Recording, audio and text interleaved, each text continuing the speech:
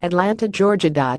Justin Rose shrugged off a left shoulder concern to muscle his way into contention on day 2 of the PGA Tour season-ending Tour Championship in Atlanta.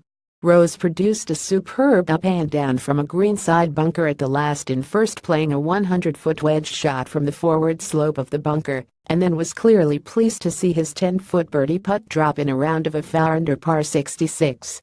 Justin Rose reveals a shoulder injury on day 2 of the Tour Championship photo. www.golfbittermas.com. Rose's round, that included 4 other birdies and just 1 bogey, handed him a 6-under par tally, and just 1 behind countryman Paul Casey, who carded a 67, to move into a tie for the lead at 7-under par with PGA champion Justin Thomas, who eagled his last in a 66.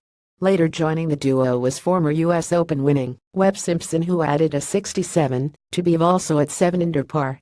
Rose revealed he is still undergoing treatment on what he understands in a touch of tendinitis in his left shoulder, and something he experienced in waking up on Thursday and resulted in him backing away from the driver during the first round and mainly hitting 3 wood shots off the tee. "My shoulder was really sore yesterday and just couldn't hit the driver, so I was hitting 3 woods all day," he said. "I woke up on Thursday with a bit of tendinitis in my left shoulder, so it was a bit of a rough day one. But in saying that, I have also had a lot of treatment on the shoulder.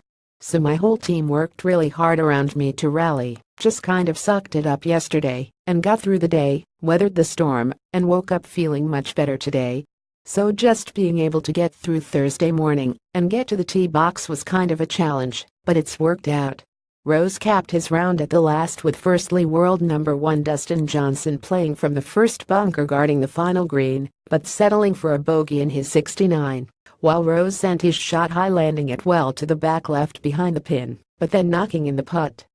"I played well, really well today, and that up and down birdie kind of makes me feel as though it was a good day's work," he said.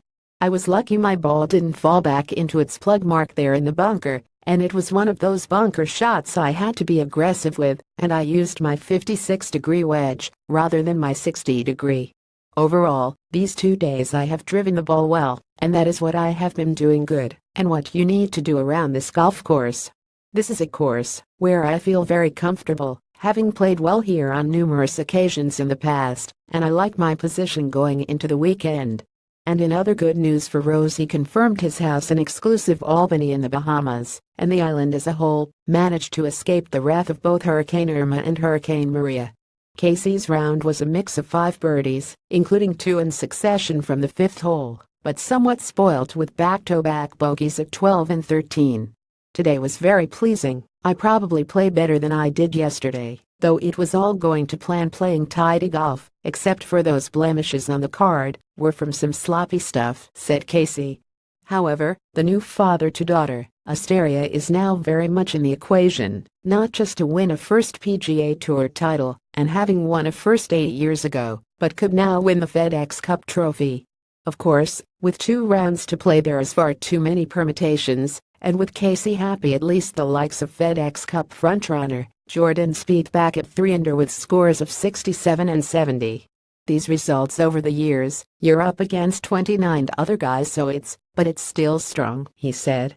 "I've had a very good season to this point, but you see some of the other Justin and Jordan, or Dustin Johnson and Hideki Matsuyama aren't even mentioned today, but they've had amazing seasons.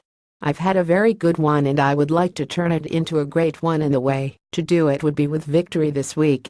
Though of the 30 players in the US 8.5 meters event, 23 are at level par or better, and with the biggest shock being Ricky Fowler trailing in 29th place at 7 over.